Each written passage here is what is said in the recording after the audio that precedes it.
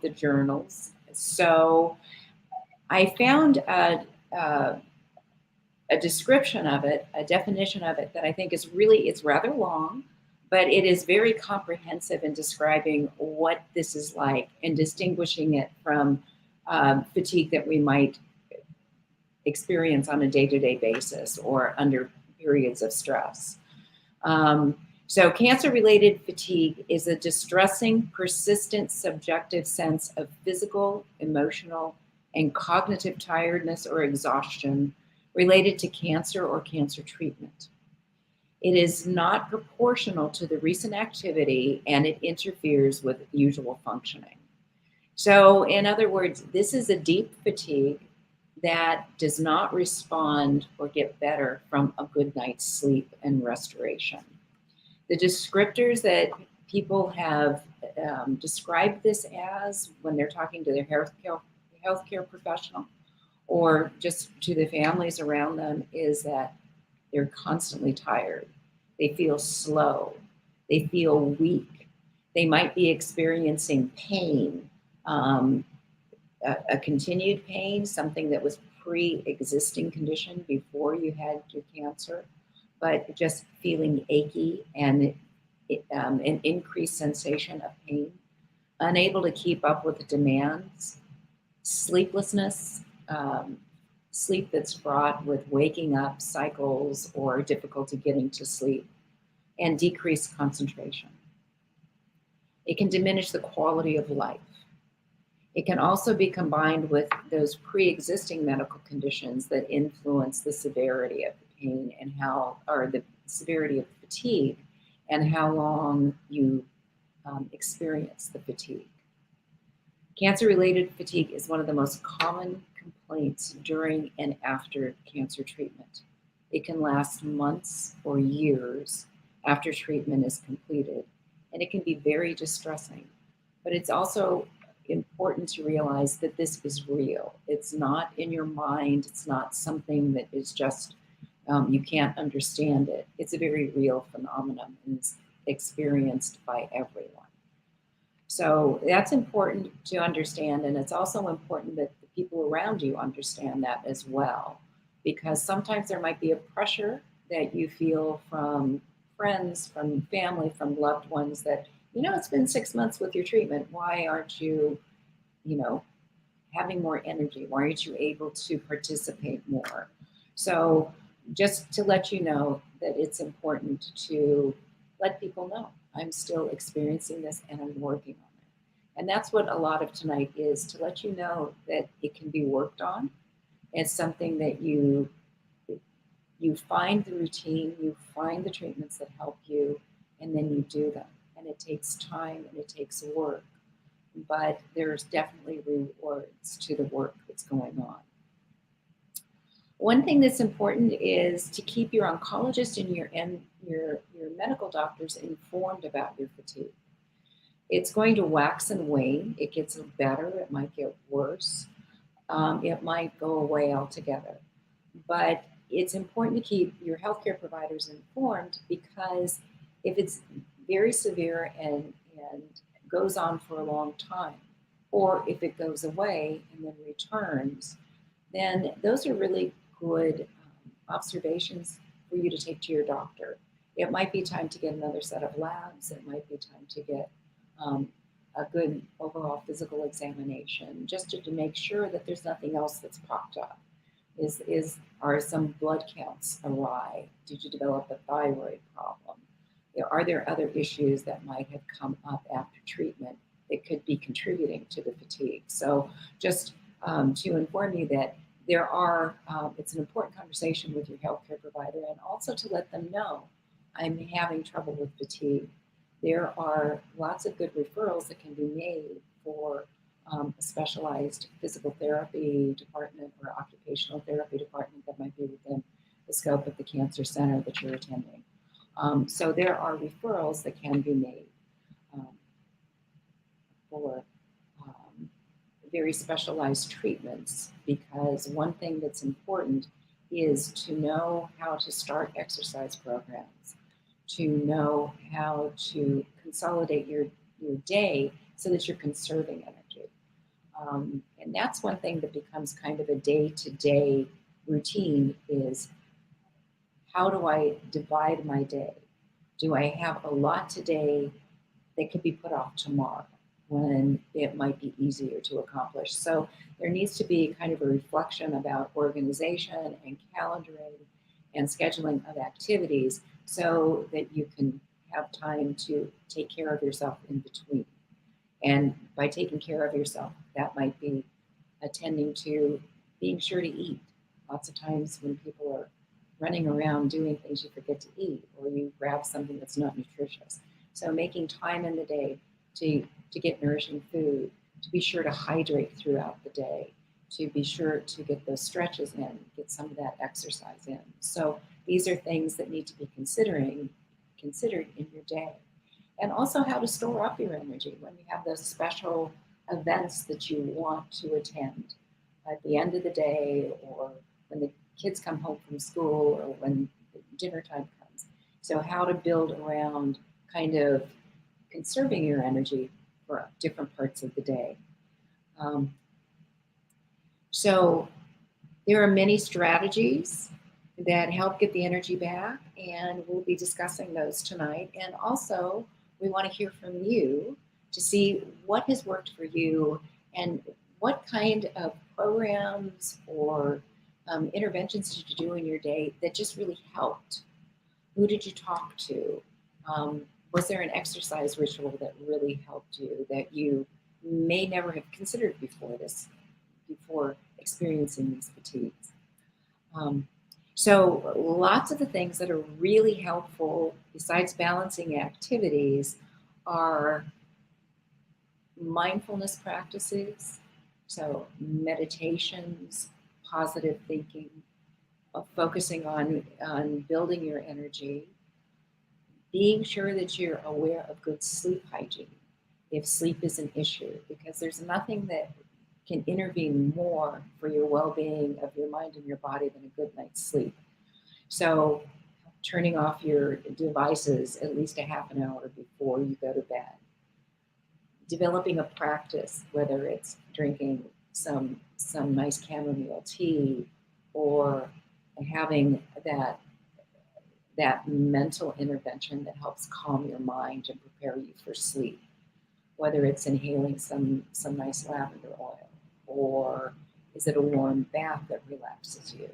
So incorporating rituals that you kind of stick to every night that help you deprogram, relax your mind, relax your body.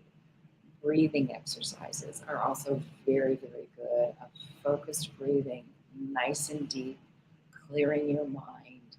A meditation practice, also very good to promote a good, deep night's sleep that's not disturbed.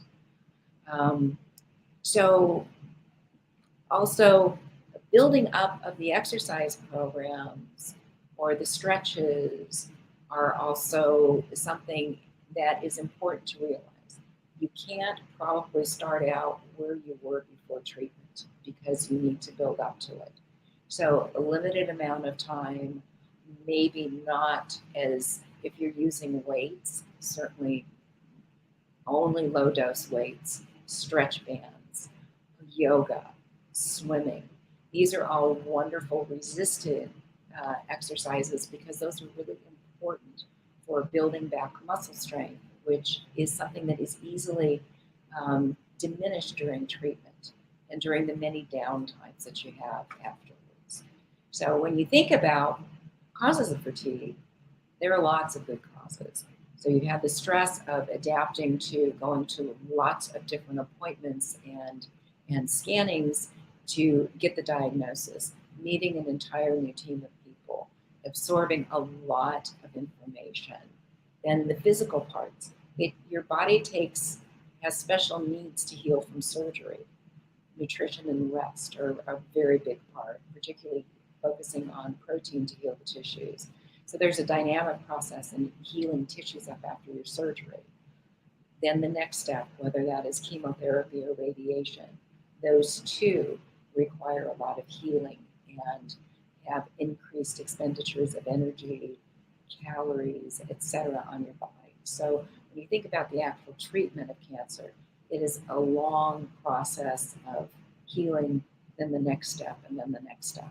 So that takes time for your body to really start getting back into shape as far as building your appetite. Is your digestive system still working the same? Some people do have problems with GI disturbances, diarrhea, constipation, those types of disruptions that can also contribute to fatigue. Um, do your muscles feel weak? Do you feel depressed? Do you feel like your mood is not what it should be? The beautiful thing about nutrition, hydration, and building up exercise, it really does help your mind.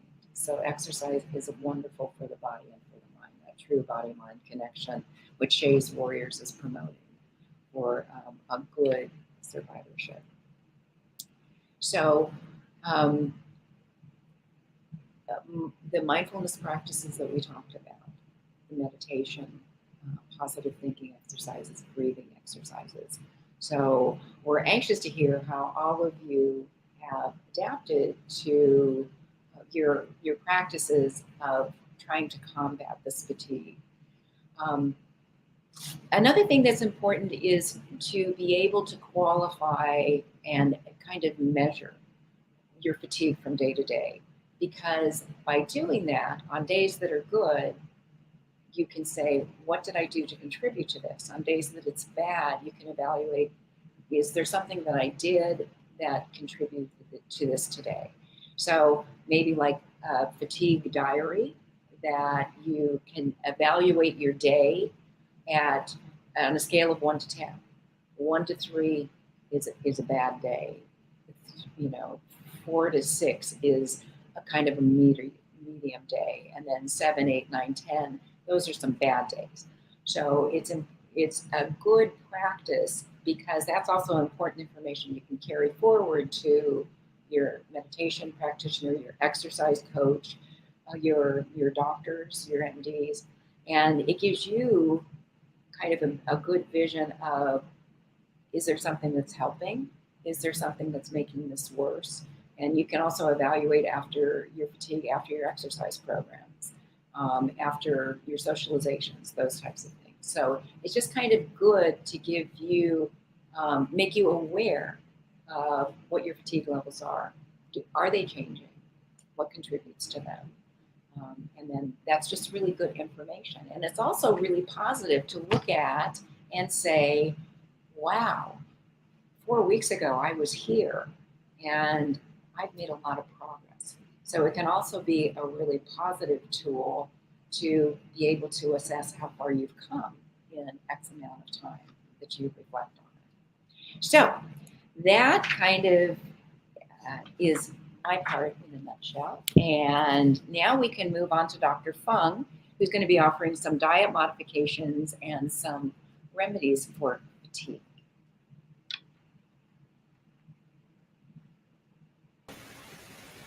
Hello. Hi, everyone. I am Dr. Sonia Fung, and I am going to talk a little bit about how diet can play a big part in the management of fatigue and cancer-related fatigue. So, one of the big things that when I was researching for this is that cancer-related fatigue is such a, or management of cancer-related fatigue is so multifactorial. It includes so many different pieces that are fundamental, like basics of health and wellness. And diet being one of them, your digestive system being another, your exercise and how you move your body, and also, of course, the mindfulness techniques that Rosemary has mentioned. So all of those things are important and need to be addressed to fully be able to combat any cancer-related fatigue symptoms.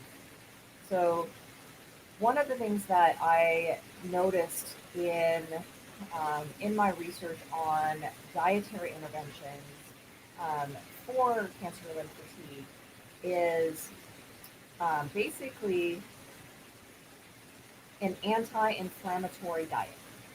And what that means is um, mostly sticking with foods that are very highly nutrient dense, that have a lot of high fiber, high antioxidants, um, high bioflavonoid content, as well as omega, like proteins, and other nuts and seeds and legumes that have high omega-3 fatty acids. And so let's kind of break down what all of those words mean. So the first thing that you really want to focus on in an anti-inflammatory diet is how much green leafy veggies that you are intaking. And the typical standard it would be at least 5 to 10 servings of dark green leafy veggies a day. And that could be, kale or spinach or different lettuces or cabbages or Brussels sprouts, um, broccoli.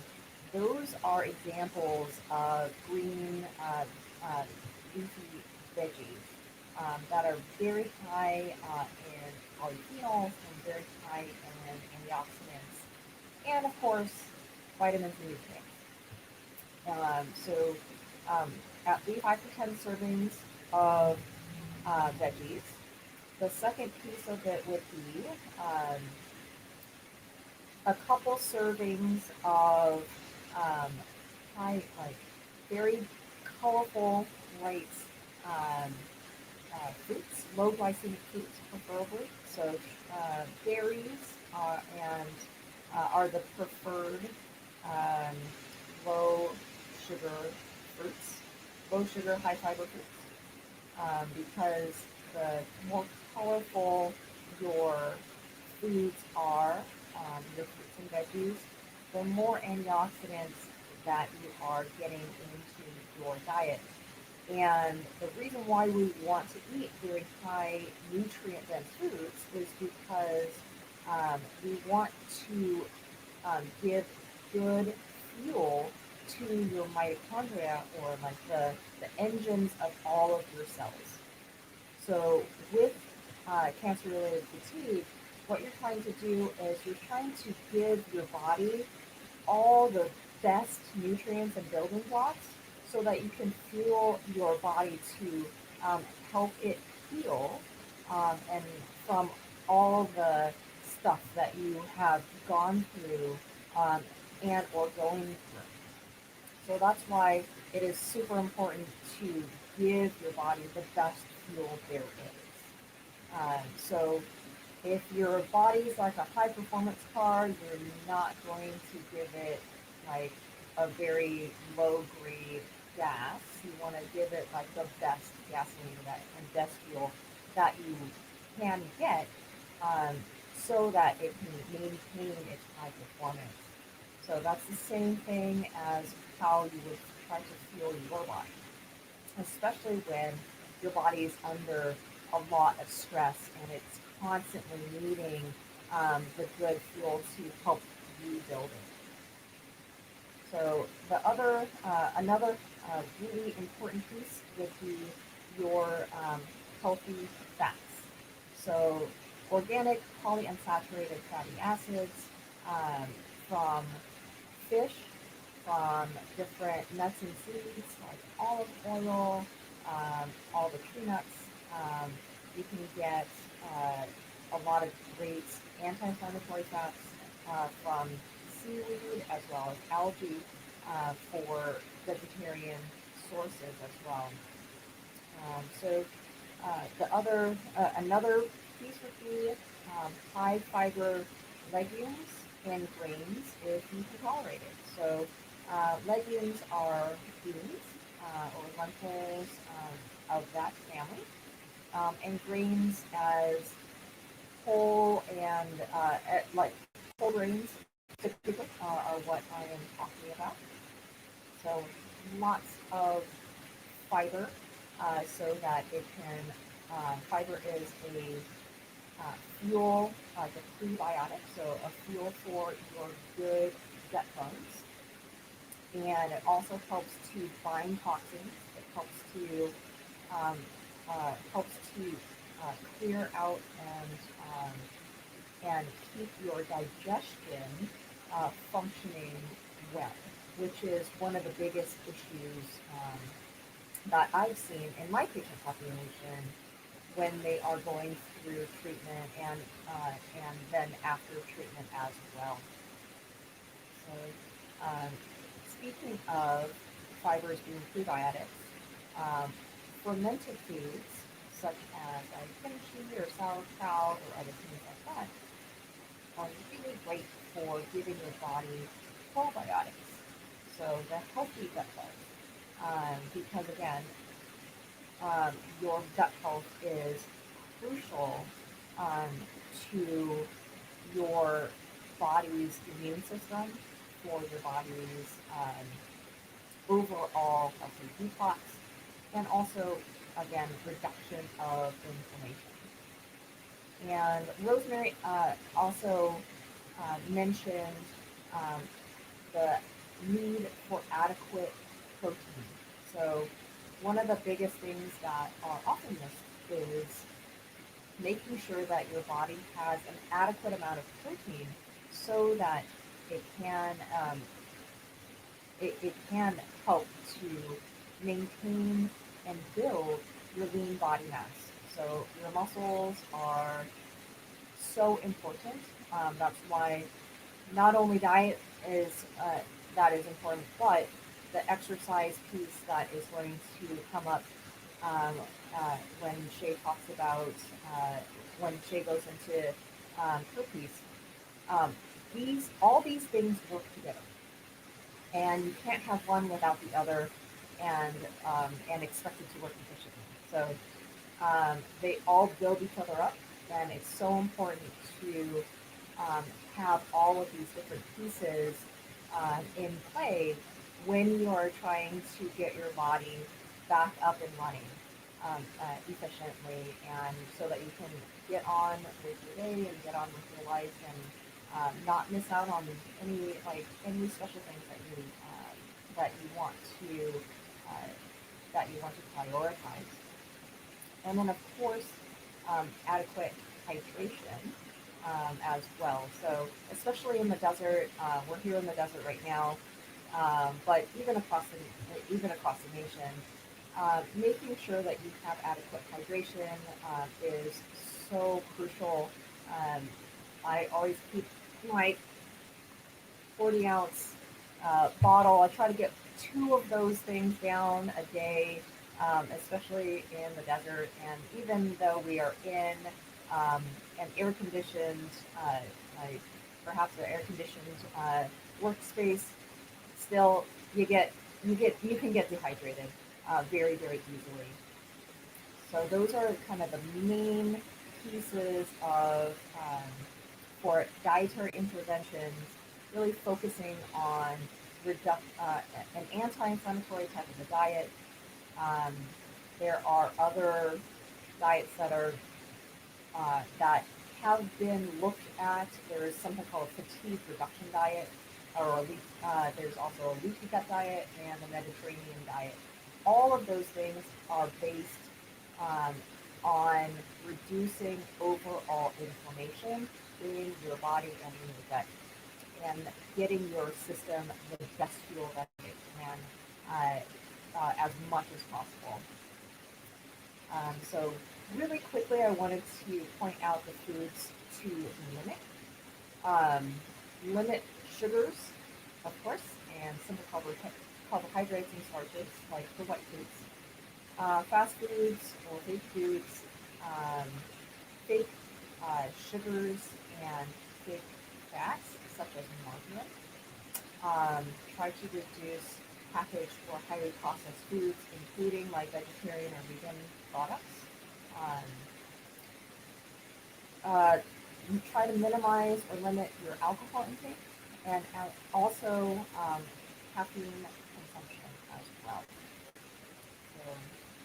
So those are things that you should really uh, limit and try to avoid, especially when you are dealing with fatigue. And then, really briefly, there are a lot of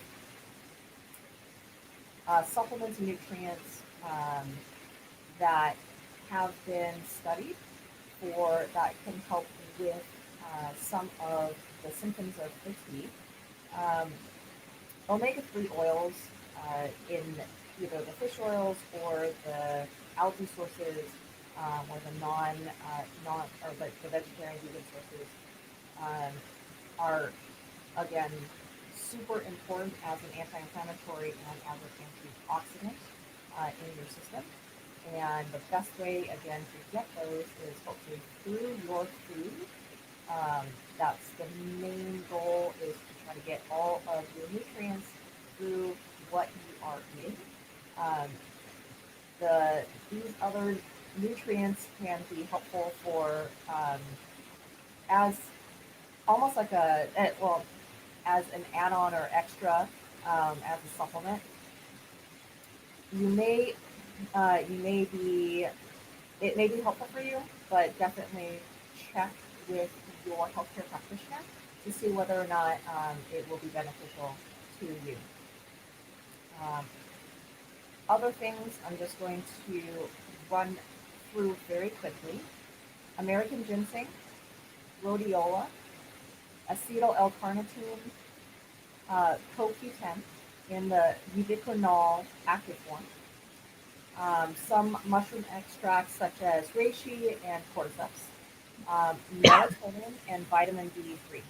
So those are other things that can also be very helpful uh, for some of your fatigue management.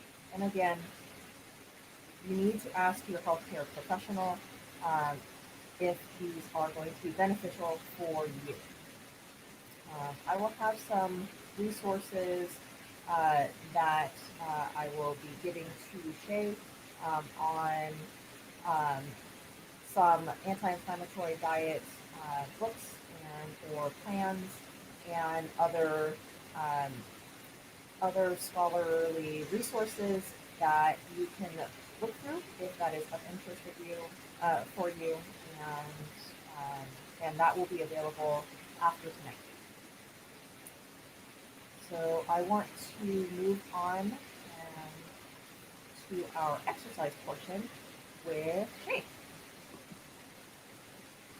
Hi, everyone, again. I love the fact that Rosemary and Sonia both talked about what are some of the benefits that can help fatigue. As a cancer survivor, it was, and even when I was going through cancer, it was really tough sometimes after treatment was over. Even the first day was fine. The second day I was a little tired. The third day I had no energy at all. So it was always challenging sometimes to get up, go for a walk, do the normal stuff that I did before my cancer diagnosis. One of the things that I found that was very, very helpful and limited a lot of the stress on my bones and my joints was yoga, meditation, just as Dr. Fung was saying. Swimming was always good. There was walking. I have 2 pups, so walking was wonderful. And that's some of the stuff that I wanted to talk about tonight. But I don't just want you to hear it from me. I want you to hear it from a community that I have grown to know, to call friends. And I want them to be able to share their stories on how they've been able to overcome fatigue. First off, I'm going to bring in Courtney and Crystal. They're joining us tonight from San Antonio, Texas. Both of them have a BSN and an RN degree. They are co-founders of Perky, which there's a little bit of background on there. There we go. Sorry about that, everyone. Technology, go figure. So I'm going to bring them on here shortly, and they can tell you a little bit about their story. I'm also going to share with you a friend of mine raised here locally here in Southern California in San Diego, a graduate of NYU and Duke Universities. Allie is 10 years post her BMT for refractory Hodgkin's lymphoma. She's a single mom of 2 amazing preschoolers and a former collegiate swimmer. She also is the first Italian woman who swam the English Channel, and it was after she was done with her cancer. She'll let you know a little bit about that as well. Michelle, who is still just warring on, and also Kimmy, who is here in La Quinta, California, to talk to you a little bit about different solutions to help with massage, yoga, and other therapies. I'm going to bring everyone on here.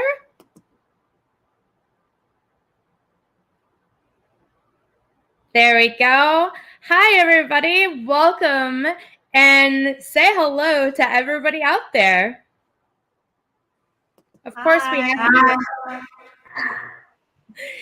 It's so exciting to have everybody here in one space, especially when we have people in Texas, San Diego, Minneapolis, and right in the local desert. Crystal, and are you hearing me pretty okay? Yes, I can hear you. Awesome. I'd like you guys to start out maybe and just share a little bit about your background, your story. And I know you have a few people you wanted to share with them that weren't able to make it tonight.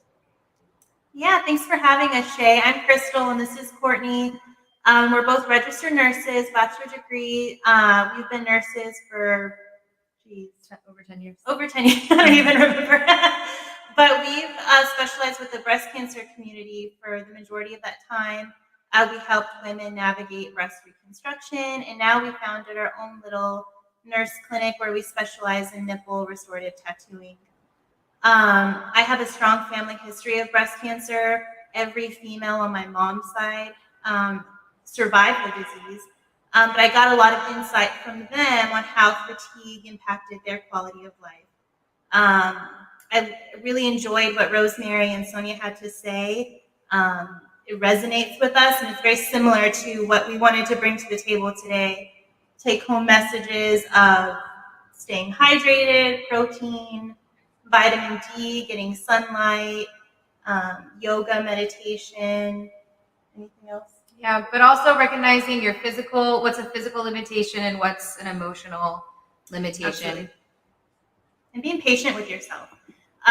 When women were going through their surgeries, they really, we're usually the female does a lot of things at home, right? They're the ones that cook and do the chores and, take care of the kids. And it's hard for us or for the female to kind of, give themselves time to recover post-op, give themselves sufficient time to recover. So just be patient with yourself, and that'll really help long-term prevent long-term fatigue and your overall quality of life.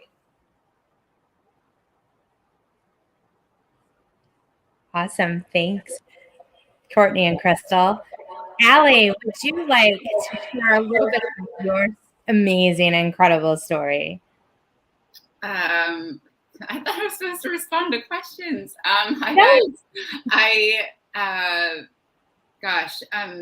So just trying to think back if we're talking about fatigue in the year after cancer, and maybe Shay, we should have talked about you and I prior about what bombs to drop or not to drop. Of course, I'm approaching this from a young adult cancer standpoint. I was diagnosed senior year of college. I was double majoring. I thought I had everything figured out, as it doesn't every 20-year-old. A few good things. I mean, I was lucky. I didn't lose any muscle, and apart from some minor biopsies and surgeries, all of my treatment was systemic. It took about 1.5 years. I was never declared in remission. My mom had her first bout of breast cancer about when I was 13. So I remember being incredibly impacted by that. And, she was a volleyball player. She lost her lat, and I remember she couldn't serve.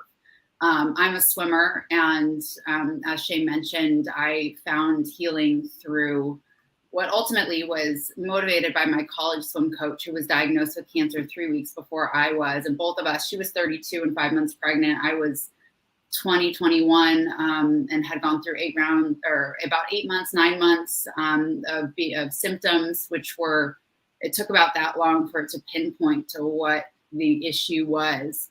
And basically there was, the cancer had left my lymphatic system, gone into my thoracic cavity, and was covering my right lung, pushing on my trachea.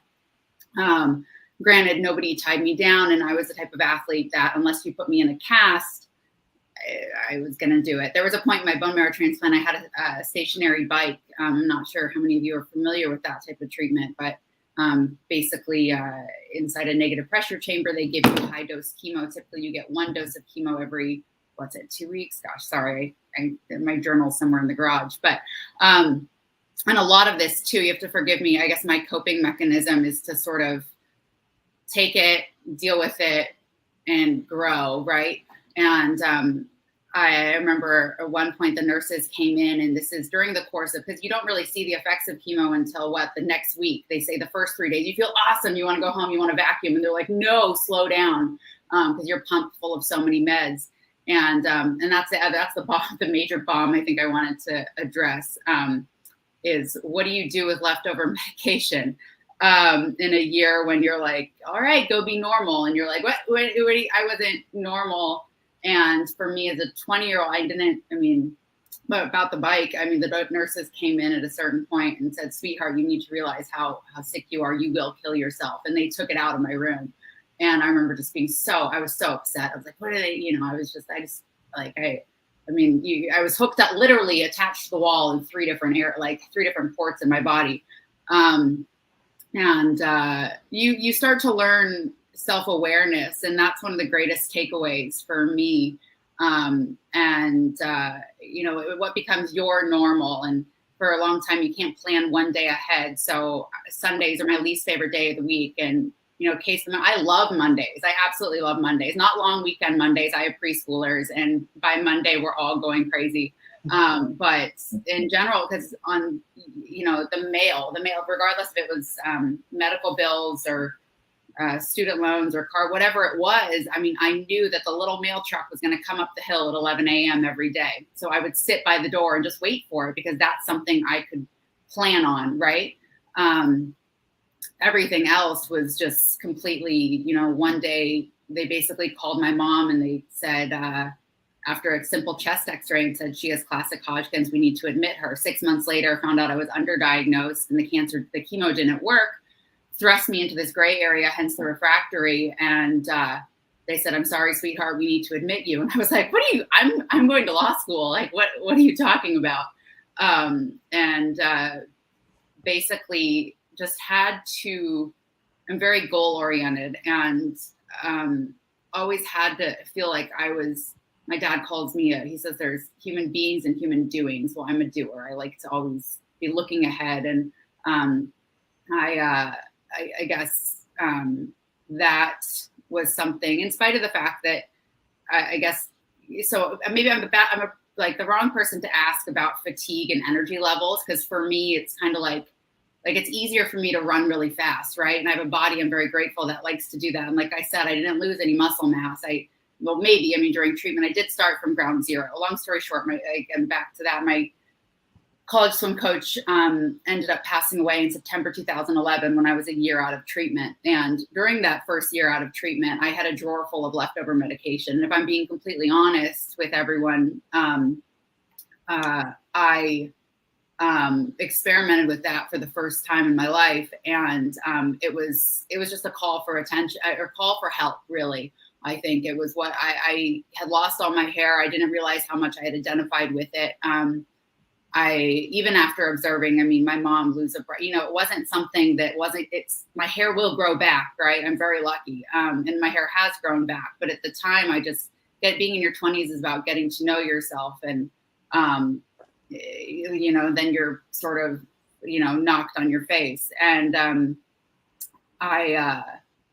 it wasn't, I'm not proud of what I did, but, it's something that I think some of you may also resonate with, and, looking at everything as something to learn from. But when my coach passed away, I went back to her memorial, and basically it was that roll of the die and feeling like it could have easily been me. And to do something in her memory, when you have that coach in your life who would do anything to protect us girls, that coach-athlete relationship, and to do something for those that were on the 6th floor of UCLA Ronald Reagan in the transplant ward, and that somebody's out there fighting for them. And because I also knew that I could easily be there as well. But I got out, and I wasn't, I might have been really sick, but I wasn't the worst, right?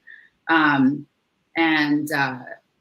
guess, so my I don't know if that kind of. Yeah, I mean, being 20 years old, Allie, and nothing is good about having cancer when you are young, right? I mean, if everyone wants to pipe in on this, nothing is good about it. And when you're young, you feel like you have all of this energy, like the world is in front of you. You can go to CrossFit, you can go to spin class. I was a yoga instructor doing half marathons, like spinning every day. And the thing about it is at 38 years old, it's like a punch in the face and in the gut.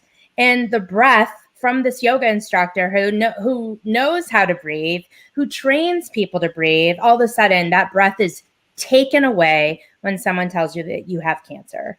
And so it's like, okay, how do you get back on the bike? How do you get back in the pool? How do you get back on the mat to start breathing and to find that energy and to take control over something that is trying to take control over you when you're tired and you don't want to do it, or when the medications are making you crazy, or you forget every last word that's in there, right?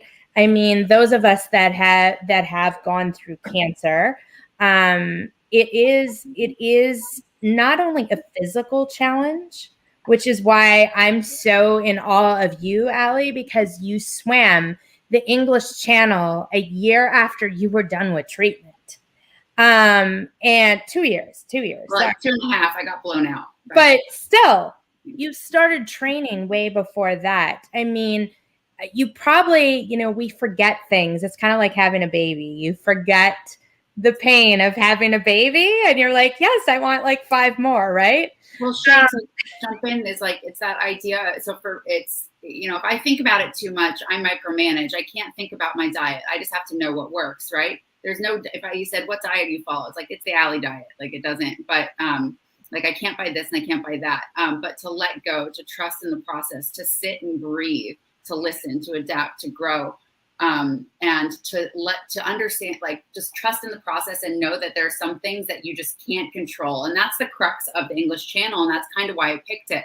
Collegiate sprinter. I knew nothing. I grew up in the ocean, but wasn't an open water marathon swimmer, let alone like a distance swimmer. I was a racehorse. Like, I mean, I swam 1,000 in high school one time. My coach said I got cocky, but I never swam a mile, never swam 21 miles. He'd never trained anyone for 21 miles. I'm, I guess self-proclaimed lanky. Like I can't, but with the English Channel, with cancer, there's so many complexities that go into it that are so individual, and there's just certain things that you cannot control, right? And you just have to let go, trust in your doctors, be your own advocate. With the English Channel, kind of a similar parallel. There's no, there are no lane lines. Like there's no boundary, there's no horizon. You just go to the horizon line. And the biggest problem with the channel that nobody realizes is actually the wind chill factor. It's Mother Nature. Well, no one's controlling Mother Nature. So, but if you have any self-doubt when you look in the mirror, they say you shouldn't get in that water. And I think that that's something that a lot of us here, whether, indirectly or directly affected by cancer, can actually resonate with.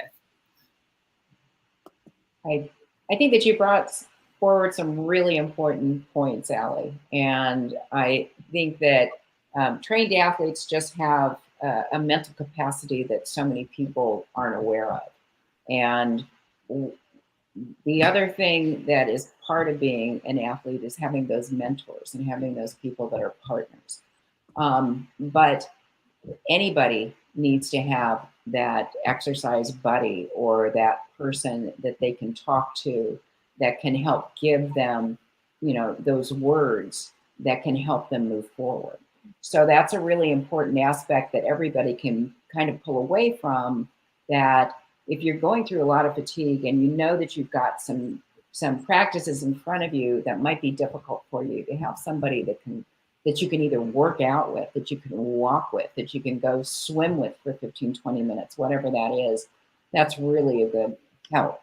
You also had a vision. You had a vision of returning back to normalcy, and you challenged yourself to return to your strength after your treatment, which is an exemplary practice and an exemplary goal.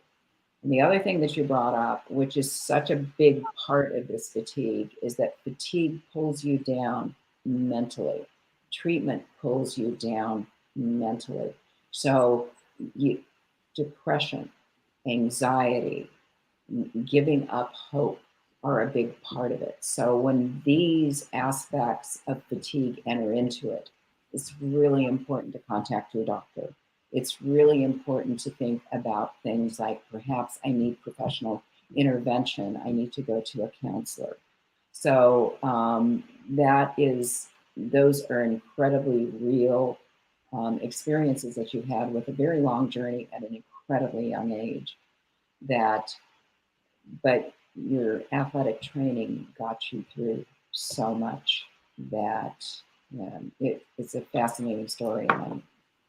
Well, thank you. I think a lot of it, though, for me, it was just easier for me to do interpersonal work when I'm committing to something that's for someone else, right? Like, I love to bake because I love the smile that it brings to other people's faces.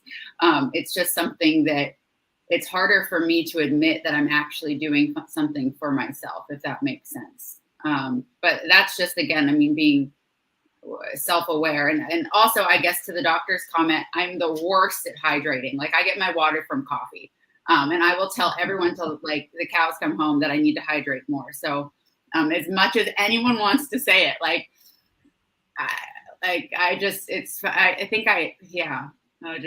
like, oh, well, we actually met over coffee. It was like, yes, large iced coffee. Here we go. So there's ice in this, right? There is water in the coffee too, right? Water makes coffee. Yeah. Anyway, no, thank you. I just wanted to be clear. Like, that's, it's, I don't know. I mean, because there were moments when I'd have dreams and I'd be like, why am I doing this? And I'd have a dream with my coach in my dream, and she'd say, cut the crap, you said you were going to do this. And I knew that I was waking up that morning, right? So it's that idea of doing what you can while you can, and that life is precious. So it was like, I can wake up at 4:30 in the morning and go swim 10 miles or whatever. Like, other people can't for whatever, and like, that's my gift to give. So I was like, I'm going to swim my heart out. Other people, it might not just be. So I don't want to, I guess, isolate it to just athletics, right? Because I think everybody has a gift, and I do feel really lucky to have had it at a young age and be able to recognize and be grateful for that, because that's, I mean, something that I can share. And it's not like a party trick. It's like, I'm not going to just show it. They're like, oh, you're a good swimmer. And I'm like, yeah, here, watch me. Like, it's not, I always wish I could like do a handstand, but I can't. I'm really not that athletic. Like, don't you feel like once you were training, it really did change your mindset? It changed your ability to kind of forget about everything that you had gone through. I mean, you're not necessarily giving yourself that grace. You're just like, you're in that active mode. I'm doing it. But it's like, the more that you did it, the more your strength came back, the more your determination set forth. Mental clarity. And like with my, initially, like if any of us that are parents, like pregnancy brain, like I post-it note everything because I was so redundant. And I was also very self-conscious about being repetitive to people. And they'd be like, you already told me that. And I'd be like, oh, I can't tell. Like, I have no idea. My pulmonologist, I remember going in there after I had pneumonitis. I woke up in the middle of a bronchoscopy and put in the OR, and my lungs were shot and from all the treatment. And I remember a few months later, my pulmonologist came up to me and he was like, how do you get your lungs so clear? And I was like, swimming. Obviously, my doctors were extremely involved in the channel, as they would be with even under normal circumstances. But then they continue to be. And so I definitely think that, I'm not advocating everyone goes swimming in this channel. Again, I mean, but decreasing your resting heart rate, whatever that be, certainly helps with anxiety. And most recently, I actually found out, like, as far as a residual thing, staying on top of your continuity of care, like your cells just don't turn over the same way that they used to, right? And your normal might now include yearly breast MRIs anyway, I just found out that I have an underactive thyroid. I have horrible gut issues. And within a month of starting like a thyroid medication, which just was mind blowing to me because it had such an impact on my fatigue levels. And I couldn't believe that it took, but then I was like, oh, right. Because of radiation. Oh yeah, that does make sense. I was like, oh, okay. I don't know. You got it's interesting that you bring that up too, because like even years later, your thyroid, and Dr. Fung, you can probably key on this, and Rosemary as well. Your thyroid, it just all of a sudden it kind of starts to really slow down. And those of us who have had a lot of treatment are experiencing that. And then you go into menopause and all of this other stuff that is from the treatments, the residuals from the treatment, but a year, 2, maybe up to 3 to 4 years later, from my understanding and what I'm told.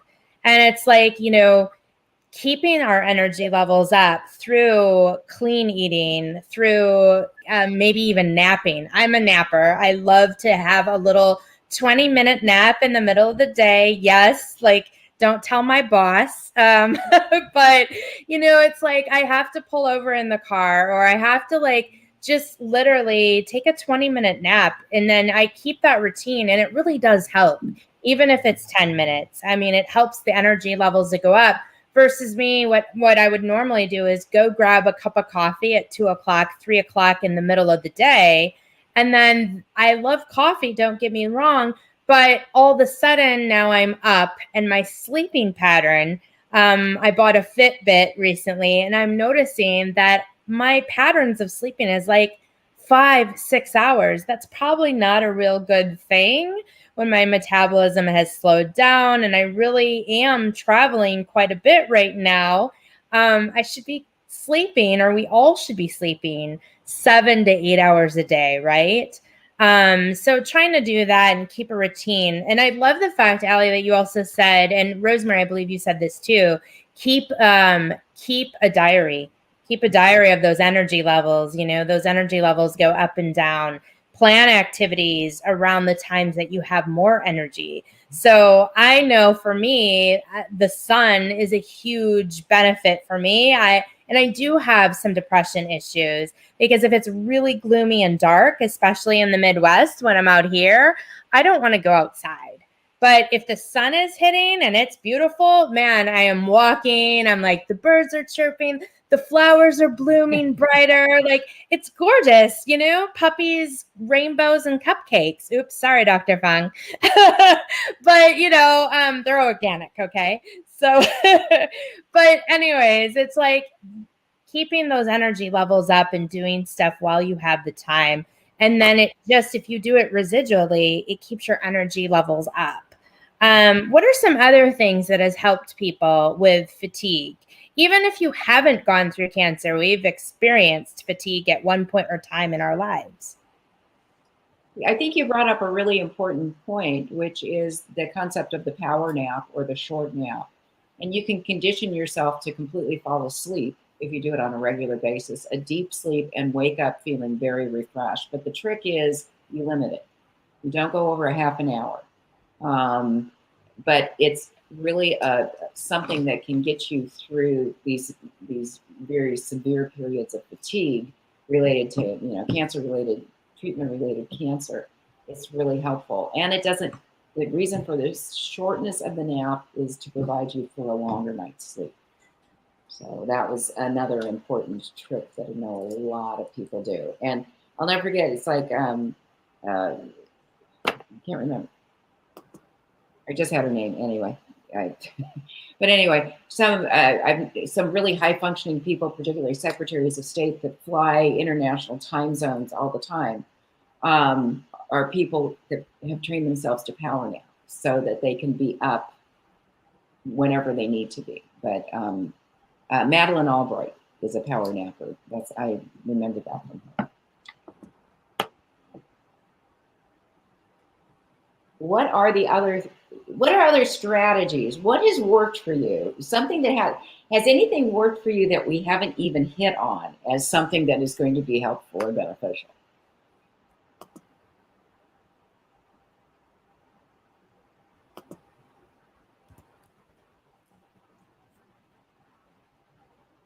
I think, Kim, you just have to take off your mute button. Okay, there you go. Got it. Thank you. Thank you. Just before the sun comes barging in here, ladies. So I'm a body worker, and I find that body work for chronic fatigue syndrome brings a lot of comfort by relaxing the body systems. Of course, it supports digestion as well. For those that do have any blockages, whether it be constipation, loose bowels, you can do stomach massage too, which brings a lot of help and aid for that, support of digestion. And body work also encourages parasympathetic nervous system response. So it's, soothing techniques. They slowly increase the blood circulation, and then they allow the lymph to the muscles, and it gets like a faster muscle repair. I've found with the oncology patients that I've worked with, it's like a deeper sense of, I don't know, it's like melancholy, there's this former self that wants to feel, that way, like they're stuck. That's what I get more of. I mean, I think Allie's story is like just phenomenal and amazing, because there are those cancer warriors that just really, did phenomenal. But I tend to see more of the hardships of it, and they're beat down, exhausted. And massage can do so much. If even just holding a hand in the presence of a body worker, sometimes there's some talk within that too. But for the most part, it's just having that safe space to go to and have your eyes covered, and you're on a heated table, or, just having that comfortable room environment to really provide a secure space for people to just let go and relax, because massage and improving circulation can really help a person sleep better. And if not, it's always good for a quick power nap like Shay likes. But I do find that the massage therapy, body work, cupping, even if it's a traction cupping, can be very beneficial. People misconceive massage for deep tissue work constantly. Most oncology massage isn't deep tissue work, and really it shouldn't be. Even for those that are just, well surpassed and long on their journeys, there's flare-ups, and there's a different flow for lymph, that needs to be taken in consideration of. But I do firmly believe that having that safe space for massage and body work really, really helps, because you can slow down your breathing and really just take in those, moments that maybe we don't allow for ourselves on our own. So that's kind of my 2 cents. And I talk really fast, and I'm sorry, but I know my son will be barging in here any minute, and he's getting his second round of a haircut today, and that's like a huge process for him. So But I appreciate all of the talk and the listening and the share. And I do believe that there are a lot of warriors out there that are, battling this chronic fatigue syndrome and, cancer, no cancer. Like, we are busy bodies. And if we're not busy bodies actively going through cancer treatments, they're draining, and your body has a memory about it. And that's why, like, I bring in the melancholy there, because I find that most people remember how they used to feel and they want to get back to that. And sometimes it's just baby steps. I mean, you can't really force yourself into letting go of something, even though you really want to. Sometimes the body has its own memory. So I think it's just being kind to yourself and being patient with the process, because it's definitely a process of many patient levels. You're absolutely right. This is not something that's done overnight or in a month or time. There can't be a time frame attached to it. It's a learning process, and it is definitely a road that takes many, many steps, some forward, some backwards. And the other point that so many people have made is that ability to be patient with yourself. If ever you needed to be patient with yourself, it's at this point, because you can only aggravate yourself and you set yourself back. Another thing is, find something that makes you smile and makes you laugh, and focus on that. Go there. If you have that person that's just goofy with you on the phone, that doesn't care what happened to you, talk to them. Make it a point to talk. Make it a point to find those things in your life that really, really just makes you forget. The ability to come out of your mind at these times right now and focus on something completely detached to it that gives you joy. Yes, find it, do it. So, and if some days you need to take a cheat day, it's just like, I've had it, I'm just going to, forgive me, Sonia, have that cupcake. You might need to just do that. Sugar-free, gluten-free? No. No. I don't advise that. Sometimes just one bite. Right. Just a half a cupcake. We do have a few questions from the audience, which are showing up on the screen right now. Is meditation a good restoration practice for after cancer? I'm going to go ahead and answer that and let everyone else pipe in, since I'm the yogi in the crowd here.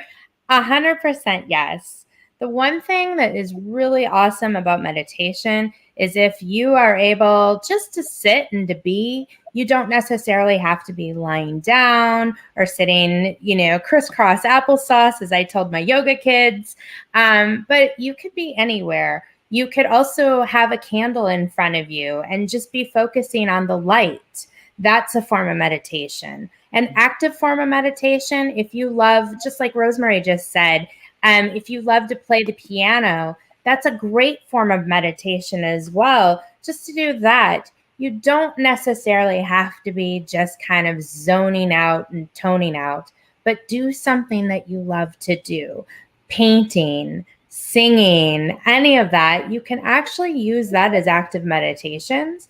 Looking at the breeze, going outside, sitting in a park, looking at the leaves from a breeze. And that's all forms of meditation and very healing to the soul. You can also just do a very small count of inhaling 4 and exhaling for 4. Inhaling for 6, exhaling for 6, and then work yourself all the way up to a count of 8. And just think of that. It slows your heart rate down. It calms your mind. It soothes your soul. Other comments on that one? Great question, Jason.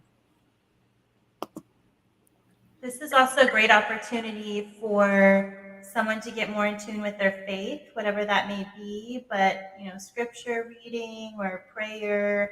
Mantras. Yeah, absolutely. Mantras. All of that can be just like meditation, just as effective, very peaceful, great for the spirit. Love it. I make playlists. So I love, my dad calls it my hamster wheel. He told me the other day, he's like, I was just started a new job, and he's like, and I was just blood pressure. Anyway, he said, go get on your hamster wheel. And I mean, the proverbial hamster wheel for me as a single mom, I'm unable to do it in the way I was before having kids. So, right, your routine might have to change. And what meditation is, you become, I mean, I can meditate at a concert hall. I mean, the ability to sort of tune out and let your mind stop. It doesn't have to be, I like how Shay said, just sitting down. But I do have to say that when she walked us through the breathing exercise, You slow down. Firm believer. Yeah, I love hypoxic training. So I just want to say I have a playlist for pretty much wherever I'm at. In treatment, though, my meditation was solitaire. Don't ask me. I had it was 10 years ago. Couldn't tell you what kind of phone I had, but I played solitaire. And I watched tennis. You can turn on tennis at any given time of the day and watch tennis somewhere in the world. I became the world's biggest tennis fan. So just like, I guess, finding something and focusing on it, maybe that's my definition. And then sometimes you just need to like go and just go until the hamster wheel stops. But that helps. There's a real art to shutting down your mind when it's bugging you. It's a real art, and it takes practice. I think there was a question there about exercise. I'm not finding it now. I think it was, does exercise make you more fatigued or make you less fatigued? Is that? It depends. Was that, I think, the essence of the question? Yeah, I think that would depend. It says, I know that the focus is life after cancer, but what great advice for anyone dealing with fatigue. Get a buddy, eat right, get enough sleep. Let's see, where are these? I think there is. Be kind to yourself. These are just some of the comments from the crowd. Be kind to yourself, treat yourself to body work. Does exercise cause more fatigue, or does it produce an energy boost? That was the one. Yeah. All exercise releases all kinds of really good neurotransmitters that improve your mood and do give you energy. Now, when you're in a fatigue state, you have to be cautious about how you introduce exercise, because remember, you were working out 3 times a week, whatever, before treatment, and then you've gone through all of these various steps of treatment and laying in bed and having to recuperate. So you have to start in a good place, in a slower place, and build up. If you overdo it, then you are going to just increase your fatigue. But the benefits of exercise are that they strengthen your muscles, they improve digestion, they do great things for your mind as far as building positive energy and helping to control the mood. And it's something also that takes your mind away. So if you are somebody that works out and it's like that's your meditation, that's great. And it's important to find something that, what exercise really makes you happy. Some people don't like to walk, some people hate to run, and some people love to swim or dance to music. So do the thing that really makes you happy. And you can break it up into little segments of the day. If you break out in song and dance when you're cooking dinner for 3 minutes, that's wonderful. So it has to be focused, but also let yourself move, let yourself stretch, let your body just start feeling good again. And that helps combat the fatigue. The more you build up, the more you combat fatigue. And listen to your body. Absolutely, Debbie. I think I'm also having like a balance between activity and rest. So for activity, what I do is, because I'm a mom, so my baby is 11 months. He's actually going to be 1 tomorrow, so 12 months. And I feel like he sucks the energy out of me. I feel like I wake up and I am unmotivated. Like I do not want to get him out of the crib, change him from his PJs, make him his breakfast. And I've actually even talked to a psychologist about that. But it goes back to the fatigue, and I didn't even know that it was fatigue. I thought it was like maybe it's depression or something, but my whole body just feels heavy. But having that balance, so what I do now is I nap with him. And I started kind of like meditating a little more and just having time for me because I felt like I was always overwhelmed and stressed, which would just make the fatigue even worse. And also learning to accept help from others. I'm currently going through chemotherapy, and after my 5th session, I noticed a decrease in my energy. And before, I was doing everything myself. I was doing everything with the baby. I didn't need help, and now it's like I need help all the time. So just learning to accept help, and so it gives me less things to do, and it gives me more time for myself and to take care of me. Let's see. And also having a routine that has really helped when I'm tired, and just learning to prioritize and having goals and tasks that I should focus on first. Yeah. I'm so glad you learned how to seek help. Yeah. Because Yes. that is the last thing the majority of people do as they're really, really sinking. Yeah, it was yeah. I think the oncologist noticed it because I was just overwhelmed and like very stressed. So she's like, let's refer you to the psychologist at City of Hope. And I was like, yes, I need it. And we've actually learned, because at first I was like, why am I in such a bad mood? Like I'm just irritated with my husband, and anything gets me frustrated. And then yeah, it was because I was tired and I couldn't do it myself, and I needed others to do it. So Kudos to you, Michelle.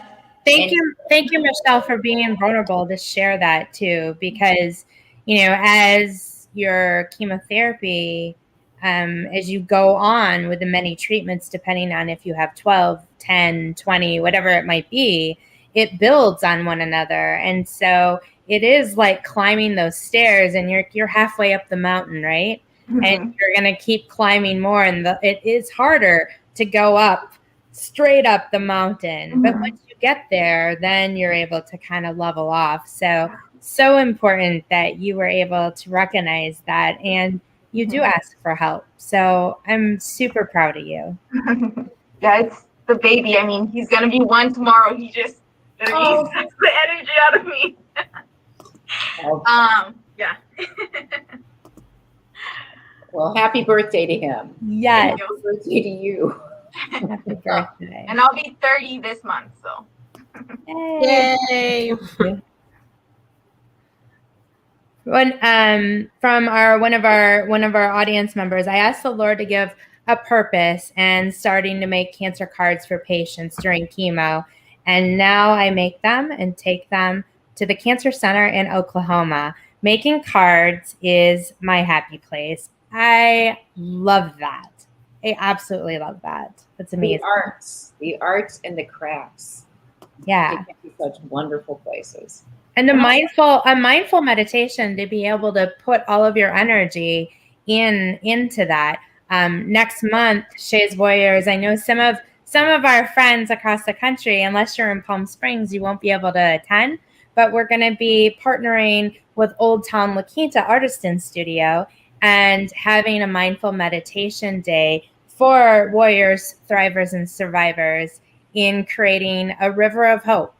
And it is a painting thing, which is going to be held, I believe it's on October 15th. It's on our website. So stay tuned for that. But it's such an important process too, of that even later on going to art therapy and whatnot. So I love the card thing. And it also is an active thing to give someone. Think of how much you're making their day without even knowing. This was a wonderful conversation. It was creating conversations with everybody. Thank you so much, everybody, for joining us tonight. Mark your calendars and join us next time. In 2 weeks, what's the date, Rosemary? It is September The 22nd. 22nd, when we will be talking about fear of reoccurrence. If you love what we do or you have suggestions you want to hear about, drop us a line. We'd love to hear from our community. Or if you want to collaborate and you have something to share too, let us know. We are open because we are here for you. We're stronger together and in this together. As always, our programs are complimentary, but if you want to donate to our cause that supports our annual Survivors Retreat, which will be held in June of 2022, right here in Palm Springs, California, we're not the ones to turn away your generosity. So go to shayswarriors.org for more information. Until next time, we bid you farewell. Thank you, everybody. Thank you, Rosemary, Courtney and Crystal, Dr. Fung, Michelle, Allie, and Kim. Such an awesome evening. Have a wonderful night. Bye. Bye, everybody. Thank you. Thank you so much. And we will have everybody's information on our site.